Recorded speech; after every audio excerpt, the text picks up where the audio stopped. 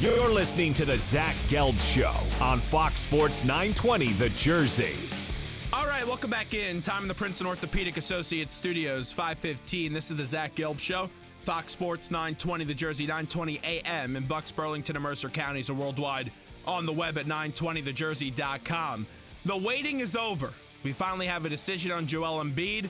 He's going to get the surgery. They still have to finalize the surgery date, and it's still a little bit ambiguous, and we'll find out what type of surgery it's going to be, but it will be on the meniscus, and that's an injury that I remember I saw him play against the Rockets, and he basically begged himself and implored the team to play him, and yeah, it was a fun night, but you haven't seen him since, and it's an unfortunate situation because the Sixer fan has really been through a lot, and these last 4 years they've had to see an abysmal product, and just for a concise period of time, you finally start to see this team start to be enjoyable, and then the next thing you know, you get hit with the news that Embiid's not going to be playing for the rest of the year, and you won't see the debut of Ben Simmons. And now joining us, someone that watches the Sixers on a nightly basis, and you have to say God bless him for that, but he covers the Sixers and the Phillies for KYW and WIP, and that's Jon Johnson. John, appreciate the time, and how are you? Hey, man, how's it going? Well, I do appreciate you coming on. So let's first start off with this. The weight of this is really the confusing thing and the thing that is an enigma to me. And we're talking about an injury that occurred in January, and when you get into all these conspiracy theories, is it the medical staff being incompetent? Is it the deception? And those are the two big things that a lot of fans have a gripe with. Do you think it's more of the Sixers deceiving the fans with this, or just more of the medical staff not doing their job well? Oof. It's really a combination of both. Because when Embiid suffered that initial injury, which was January the 20th, at home against Portland, where he fell down awkwardly, looked like he hyperextended his knee, left the game, came back in, and then ultimately had to go back out again. And then we waited that long week. And the first day it said hyperextended knee, then they said bone bruise. And exactly 1 week later, he comes back in a nationally televised game at home against the Houston Rockets, where he plays, I forget the amount of minutes, it might have been 32 minutes. And then I remember vividly after the game going into the locker room, and he had his left knee wrapped in like 2 feet of ice. And the first question posed to him, he responds with, well, my knees are really sore, or my left knee's really sore. I was told that's to be expected because it's a bone bruise that it would take 2 to 3 weeks to heal. So we go through that, and then after that it was day-to-day for 2 to 3 weeks, and then it was he'll miss 3 games, he'll miss 4 games. And then ultimately, well, the knee's still swelling, so he's out indefinitely. And then yesterday's news coming out that he's officially going to have surgery, which is like the secret that everybody knew because the swelling never went down. Here's the problem. We're trying to figure out why wait 2 months to tell everybody. And, you know, there are several possible scenarios. One is, well, maybe he had a slight tear, and they thought maybe rehabbing and rest could heal it, and then ultimately in the end he needed surgery. Okay, that's a plausible scenario. The one that a lot of fans are assuming is probably the truth is, yeah, they knew he would probably need surgery, but they wanted to milk the he's out day to day, we'll milk it here, milk it there, for people who came up on the season ticket renewals, or who wanted to get season tickets, or those who thought, well, maybe Embiid will be back on this game. I'll buy tickets for these games. And that they knew all along, and they were using Embiid's name in order to sell more tickets. And I mean, that's another scenario which very well could be true. I wish I could deny it, but we've had no evidence to support otherwise because of the lie on top of lie when it comes to, we blame Brian Colangelo because he is the voice, but it very well could be coming from ownership, could be coming from above him. So between that and then, as you said, the other side of it, the doctors. I've been trying to figure out how many team doctors there are. How many specialists, how many sports science members. They have a huge sports science department, the biggest in all of the NBA. It's an abundance of people. Between that, the specialists they have across the country, the different surgeons, it seems like they have far too many people looking in on this, and nobody can see eye to eye, which is a serious problem for our franchise player. Despite, Ben Simmons is great. He could be something. He could be everything his name lives up to be and all the hype that came up to it. But without Joel Embiid, everybody else falls a distant second. Joel Embiid is your franchise. He's the guy that has to be in bubble wrap day one. And I get it that it could be a mixture of both when I ask that question, but if you had to tell me, Zach, pick one, I'm picking more, and I hope it's not true, but I'm picking more deceiving the fans, because we've seen a lot of times this year and over the last few years them not caring about the fans, whether it goes back to earlier this year with the water on the court and them making the fans wait to the last possible second to get every dollar out of them. But even I'm at the game the other night, and what's the first thing I see right in front of me? It's a season ticket poster of Joel Embiid and Ben Simmons' face, and I'm not seeing them for the rest of the year. So for me, I really do believe, and you're right, I get it, Colangelo's the easy target, and a lot of times Colangelo has not made himself do any favors this year. But yeah, it could be coming from Josh Harris as well because of the dreck that it's been the last few years and them seeing that building empty, and they were finally happy that some fans were excited to talk about the basketball team again. That's right, yeah, because we sat through those 3 years of just dreck and horror and, an arena that was half empty and sometimes, only a third full. But one thing that I keep going back to is we had the Sam Hinkie era of 76ers basketball, which had its pros and its cons, and whether you were a supporter or not, we transition over to Brian Colangelo, who is the polar opposite, seemingly, of Sam Hinkie, but yet we're having the same problems. Same thing. You're right. As we did as the Hinkie problem. And then you say, well, what are the common denominators here? Scott O'Neal, Joshua Harris, and the rest of the ownership group. So what you believe may be correct, very well could be. And if I'm being transparent with you, I was against the process, but then this year I got sucked in and I started to get involved with the process, and I thought it was going to work, and I was starting to say, and everyone that was anti-process, hey, we got to admit we were wrong and move on, and this thing's going to work. And then you get hit with this stuff, and I feel really bad for the fan, really. That's who I ultimately feel bad for at the end of the day. And when I was at that game against the Rockets, as we're talking to Jon Johnson, and you hear that stuff from Embiid after the game, it makes you really wonder, if he went up to the organization and implored them to play, how foolish were they to let him play? And it contradicts everything because this is an organization that has been extremely cautious over the last few years. Why let him play in that game? I don't get it. I know, and you're right. That's the question, one of many questions that those of us covering the team would love to know the answer to. I remember when Brian Colangelo spoke shortly thereafter and talked about when we found out through investigative work that he had the partially torn meniscus, the team didn't come out and announce it until it was Derek Bodner who discovered that he did have the partially torn meniscus. I remember asking Brian Colangelo in that press conference, I said, hey, outside of basketball, does Joel have any restrictions, things that he cannot do? And this was also in the wake of him on stage with dancing with Meek at the Meek Mill concert. Things he cannot do, just to take care of his knee until he can get back out on the court. And he said, well, we really can't restrict the guy in real life. To hell you can't. He's your franchise player. He is the future. He's the guy that you ultimately want to give $100 to $150 million to over a 4 to 6 year span. He is under your control. You want to make sure you do everything right. So there's just a string of miscommunications and negligence all around over the course of this season. The person I'm going to compare Embiid to, and I absolutely love the guy that I'm going to compare him to, but you see them both have a lot of fun off the court, or in this case also off the field, but then you always have to sit there as a fan and just hope the guy doesn't get injured. Really, Embiid's Rob Gronkowski. You see the transcendent ability, but then you always have to risk on every play, is this guy going to get hurt?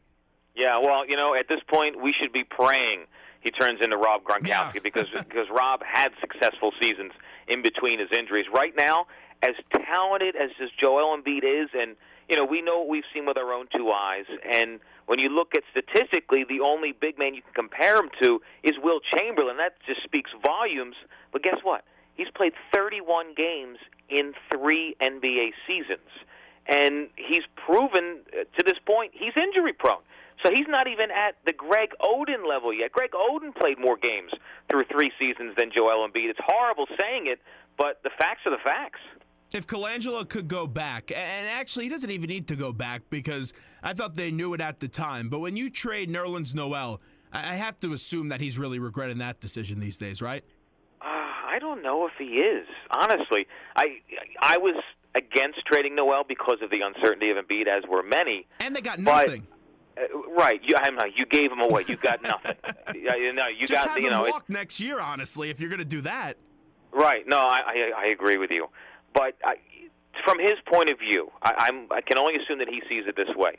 You're riding with Joel Embiid no matter what. He is your franchise player, whether he can get healthy again or not. And then Rashawn Holmes gets the remainder of the minutes. And as we're seeing over the last couple of weeks, that Rashawn is much better in extended minutes than previously expected. But no, in a sense, I agree with you because you have no money invested in anyone. Noel is not going to cost you a max contract, and you need that safety blanket because I look ahead to next year, and even if Embiid is healthy with that meniscus, how many games should we expect him to play, or how many games do we realistically expect him to play? I don't know, 40, 50, 60 seems unrealistic. So there's a lot of games that you're going to need a big man starting if you expect to win. The whole gauge of let's see what we have, that's over with. We're past that now. We need to start winning more regularly. And this is why that, even looking back at it, and the one negative argument that people had for keeping Noel was you had to pay him a lot, but I look at the landscape of the sport and all the deals that now that you see Mozgov get and stuff like that. If you damn well know that this is a player that's going to have an injury-ridden career, and yeah, if you have to overpay Noel a little bit, why not just give Okafor away for nothing? Because no one wants to see Okafor. You could have given him away, I'm sure, to some team and just keep Noel and pay him and have to pay him a few extra big bucks. That's why it's so confusing to me. And it's really sad because I have a lot of fans and a lot of friends that have been through this process and, you know, they live, sleep, and eat Sixers basketball, and they've been dragged along in this mess, and it really just feels like they're ripping their hearts out right now, and they make so many stupid moves on a daily basis. I know they do, and I hate to say resorted to the little victories. Like right now the team has 26 wins, and all the players are playing well under Brett Brown, who is proving he can coach at the NBA level. No question. We always gave him the benefit of the doubt because of the roster that he had, but we're finding out now he does belong as an NBA head coach, hopefully with the Sixers for several more years. But we're resorting to little victories. Dario Saric is a great find, and he's going to be Rookie of the Year, and he could be a starter for many years to come. But, you know, we're looking at T.J. McConnell, who's a good player, but he's a bench player. We're looking at, you know, Robert Covington, who may be a starter, could not be. You know, we're looking at all these other guys, but in the end, the two guys who are the future aren't on the court. Let's say if they get the fourth pick in this year's draft, and we could hold out the false hope that the Lakers aren't going to be in the top three of this year's draft, because we know the league's going to make sure they'll be in the top three. But let's just say they have the fourth overall pick. Who do you think they get at number 4 in this year's draft? Ooh, man. That is a very, very tough question. Monk? Do you like Malik Monk? I love Malik Monk. I think it would be perfect. I'm trying to think, you know, if he would still be available at 5 or 6. Because if he is, then you trade down, get something else in exchange. But, you know, how much do we trust Colangelo to make that right transaction and not hurt us? No, I love Malik Monk. You know, if I'm not going to have a top 3 pick, he is my numero uno choice. Because Ben Simmons is going to be the player that drives the lane every time, draws the defenders, and he's just going to dish it out to whoever's available. And Malik Monk is the catch-and-shoot type of player. So I agree with you. He would be the guy that I'd want. You know what I'm hoping, and I know everyone in Philadelphia is hoping this. After all these years, I hope they get some more fortuitous bounces and they get the number 1 pick this year, and they take Lonzo Ball. Imagine LeVar Ball, Lonzo Ball in Philadelphia. That stuff would be great. It would be great for you and me to talk about. It'd be a real pain in the rear for every fan who has to hear LeVar Ball talk every time he has a microphone in front of him. You know what? I had Josh Pastner on the show yesterday, and trust me, I'm sick of LeVar Ball, but he's entertaining and it's good for us. But Josh Pastner brought up a great point, and so did Seth Greenberg when I had him on. Everyone gets offended by this stuff, and they get all crazy by it. That's what he's just trying to do, and really, the guy's actually smart, because he's going to be getting every dollar out of his kids possible through saying all these ludicrous things, and he's taken all the distractions basically off the kids and just put them on the father, and you actually feel some sympathy for the kids. That was like a point that I've been hearing the last few days, but it does drive me nuts. No, that's a good point. It does put all the pressure on the father, and it makes everybody feel bad for his kids, and they kind of have that frown look like the ashamed face. That's my dad. I'm sorry. But you're right. Because if you think about it, no one's saying, I'm rooting against Lonzo Ball. They're all saying we're rooting against LeVar Ball because we want to see him eat some crow. Mm-hmm. Jon Johnson with us right now on the Zach Gelb Show. MVP of the NBA. Who do you think the MVP will be? James Harden. Okay, why not Russell Westbrook? James Harden. I mean, you can make the obvious statement. While without X player, his team is not where they're at. But James Harden, my goodness, the season he is having, and I know Russell Westbrook is going to end up averaging a triple-double, and to say that out loud and not vote for him for MVP sounds insane. But I just feel without James Harden, the Rockets are not even close to being, what are they, the third best team in the West right now. They'd be lucky if they're in eighth. They wouldn't even be an eighth seed without James Harden. John, the biggest problem in the league right now is all the lack of competitive balance in the league, and it's really two teams, in my opinion, that you have the Cavs in the East, and then you have the Warriors in the West, and I think that's going to be the final like every other person in the country. But you see these stars, and in a league that is about entertainment, and you see these stars taking a night off a lot more often than they used to. What can the league do, and is there anything the league could really do to make sure that these stars play when the fans buy the tickets and expect to see these stars? The unfortunate thing is, as much as they should be playing every night because you're making that life-changing amount of money, you're in an elite position. This is what fans pay to see it as a form of entertainment. Those days are gone. The NBA Players Union is very strong, and there's the thought, well, what if we reduce the amount of games in a season, go from 82 to, say, 70, and then have the players play every game? Well, then the owner's going to want the players to make less money, and that's not going to see eye to eye. If we were the Cavaliers, if the 76ers, if Joel Embiid was 100% healthy and Ben Simmons was everything he was cracked up to be, and we were the number one seed in the conference right now with 10 games to go, we wouldn't care if both of those guys took 7 of those 10 games off to be healthy for the playoffs. So right. It's all in the eye of the beholder, too. Yeah, and it's really because of that lack of competitive balance right now. For example, when Pop did it a few years ago, everyone understood it because those players were older. But now the fact that you really only have a few teams that can win, the fans that, let's say, are in Memphis right now and they buy a Cavs ticket, they expect to see those stars because you don't have a lot of incentive to go out and watch a lot of these teams play, really. No, you're right, and that has been a problem with the NBA for many years. Financially, it wasn't that long ago where there was a third of teams who were borrowing money from the league just to stay afloat because it's a superstar-driven league and it's so top-heavy. If you don't have 2 or 3 superstars, as you said, you already know who the favorites are to make the finals every single year, and everybody else is going to finish a distant second.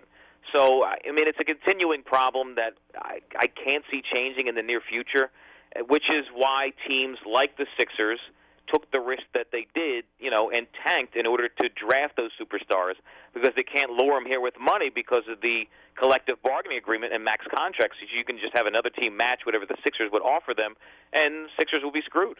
Jon Johnson, last one before we let you go. The big topic of conversation today, once you get past the Sixers, is remembering a Philadelphia legend, Dallas Green, who passed away yesterday at the age of 82. We had Wheels on earlier in the show to talk about it, but since you covered the Phillies, your reaction to the passing of a great man in Dallas Green? Yeah, it's very unfortunate. I've been covering the Phillies for 5 years, and I was too young. I wasn't even born yet when they won the World Series in 1980. So although I knew who Dallas Green was, what he represented to a large portion of the fan base during that time, I had no emotional connection. So you knew about him, but you just didn't have any pull to him like we have to Charlie Emanuel, the 45 and under crowd to Charlie. When I had the opportunity to meet Dallas Green for the first time and have multiple conversations with him over the course of the last few years, that's when you build that more of a connection and a bond, and just a straightforward individual who would always tell you the way it was. Brilliant baseball mind. My goodness, there was I can't think of a particular conversation, but I remember several where I would bring up something I was seeing from a particular player, and then he would just go on at length for 3 or 4 minutes, and I would just sit there all wide-eyed like a little kid, just in amazement with his baseball knowledge. And it's unfortunate, life goes on, but a huge icon in Philadelphia sports passing away, and one of only 2 managers who's won a World Series for the Philadelphia Phillies since 1883. Jon, great stuff. We appreciate it. Thanks so much. Thanks for having me.